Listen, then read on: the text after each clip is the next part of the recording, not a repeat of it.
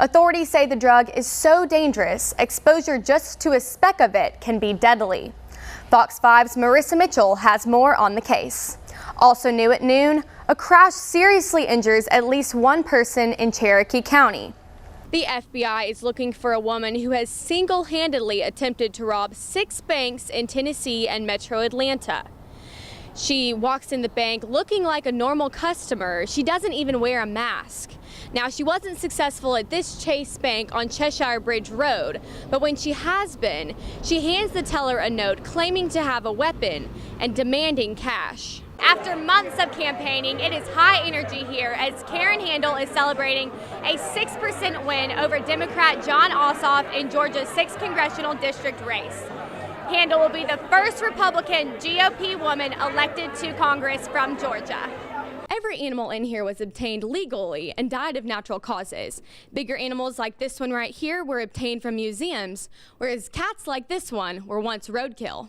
Atlanta police monitor over 8,000 cameras throughout the city, helping them keep an eye on crime. By having more eyes up here, this allows more officers to be on the street. I'm in downtown Atlanta near the underground where a suspicious package has been reported. Police are on the scene sending in a robot to investigate. Fox 5, this is breaking news. A $60,000 reward is being offered for the recapture of inmates Ricky DeBose and Donnie Rowe. Authorities say that the inmates shot and killed 2 correction officers while riding on a transport bus down this rural stretch of Georgia Highway 16. According to the other prisoners who are witnesses, have told us that they overpowered them, that there was an physical altercation and took sidearms away from them. The 2 veteran officers killed this morning were Curtis Ballou and Christopher Monica. Many people in the area have been affected by their brutal deaths. I have their blood on my shoes. I pray for the 2 young men that lost their lives for doing their duty, and I hope they catch the ones that did it. It hit each one of us very hard, and we're still struggling with that. And we will find them, and they will pay the price. Police say the inmates fled the scene armed with the officers' .40 caliber Glock pistols. Then, they carjacked a 2004 green Honda Civic, similar to this one, that was last seen heading toward Eatonton. We need somebody to find this car, find these individuals. They are armed, they're dangerous. Dozens of law officers are still searching for the 2 men and caution anybody that sees them to call 911 immediately. From Putnam County, Melissa Mitchell, Fox 5 News. For weeks, teenager Ariana Kimbrough has been waiting to have key access to her stolen car after it was found. When she was finally able to get in it on Thursday, she made a shocking discovery. The thief stole everything, including her father's ashes. The 16-year-old lost her father, Shannon, unexpectedly last fall. My dad, he killed himself in November, and he was like my best friend. Kimbrough says it felt like she lost him all over again on Thursday. Her family was in the process of moving a few weeks ago when her car was stolen. Thursday was the first time she could access the trunk since it was found. But when she opened it, she did not find what she cared about most, her father's ashes. It broke my heart completely. I would do anything to get my dad's ashes back. The urn used to sit on this table as a memorial to her father. Kimbrough says it made her feel like her dad could be with her at all times. Every day and every night, I would go by the urn and talk to him. Ariana has a message for the thieves. You can keep the clothes and other belongings. Just please return the urn. From Lawrenceville, Melissa Mitchell, Fox 5 News. A mother of 2 was left to die in a devastating car crash near Canton. Investigators say the driver, Freddie Perdue, walked away from the scene despite having a broken leg.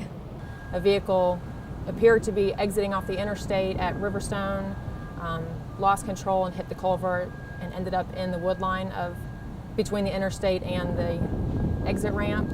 Cherokee County Sergeant Mary Ann Kelly tells Fox 5 that after the crash on Saturday, Perdue walked along the interstate on a broken leg.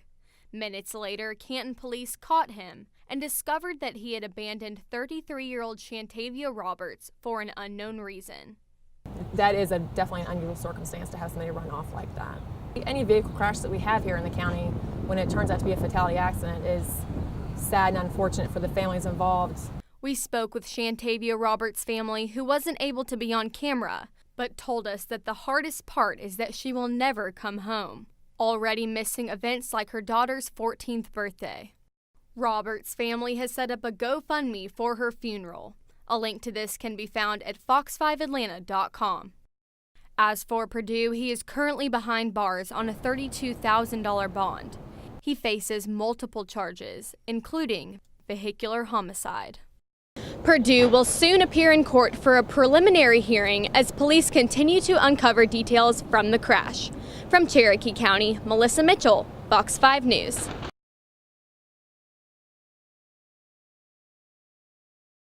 With no surveillance video and no witnesses, police are struggling to identify a young man who was shot and killed on Sunday near Bells Ferry Road.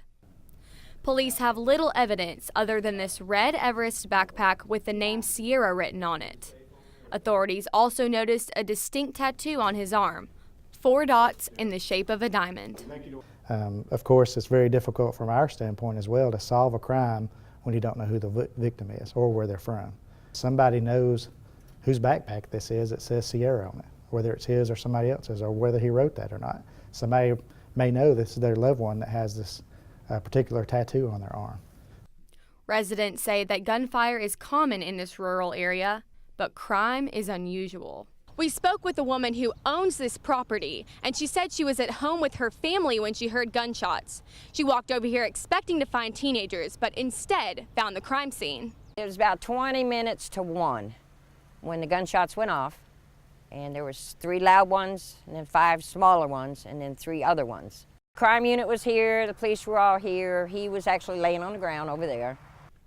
If you do recognize this young man, you're asked to call the Bartow County Sheriff's Office, as they are working with the GBI and other law enforcement agencies to solve this case. In Bartow County, Melissa Mitchell, Fox 5 News. Skyfox drone gives a true bird's eye view of Cobb County's most famous chicken. KFC's Big Chicken location recently got a $2.2 million makeover. After 12 weeks of construction, the local landmark was ready to reopen for business with a ribbon-cutting ceremony. Customers, of course, came flocking back. It was quite a festivity. Marietta Band was here. All the corporate people from Kentucky were here. I'm just tickled to see the renovation. It's really pretty, it's very nice, it's clean, it's refreshing. The improvements included a fresh coat of paint, adding a screened porch to the restaurant, and building patios so that customers can dine under the big bird.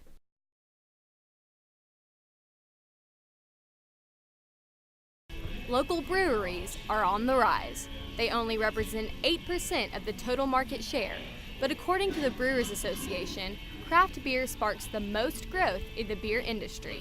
The owner of a local Georgia brewery tells us what makes small distilleries so unique. I was a home brewer for about 7 or 8 years. I love the craft beer industry. It's very community driven, a lot of camaraderie amongst breweries. Part of what makes local breweries community-driven is branding that incorporates city history. Jailhouse Brewery is just one example. This building hasn't always been a brewery, though. In the mid-'70s, it was a jailhouse, and this is one of the original doors. We bought the building with the intent to open a brewery, had no idea of its history, but we obviously wanted to learn that history pretty quickly. So the town historian kind of filled in the blanks for us. If you look at the building, you don't necessarily think old jail, but that's what we learned, and from there on, our brand was born. With that brand, customers find a place of common ground, keeping business alive. The industry has been growing since the Georgia Senate passed a law in 2015, allowing breweries to directly sell to customers. Previously, visitors could only tour the facility, but now they can sample beer and even take some home. This gives brewers a chance to get feedback from buyers and strengthen their product. So we're starting to add a lot of new things to our lineup. We're just kind of experimenting and getting to know what the consumer wants and what we like as well. More distilleries, stronger business, and happy tourists. All thanks to more breweries bubbling up in Georgia since the law has been passed. This trend is expected to continue, which will boost the tourism industry across the state. From Henry County, Melissa Mitchell, Fox 5 News.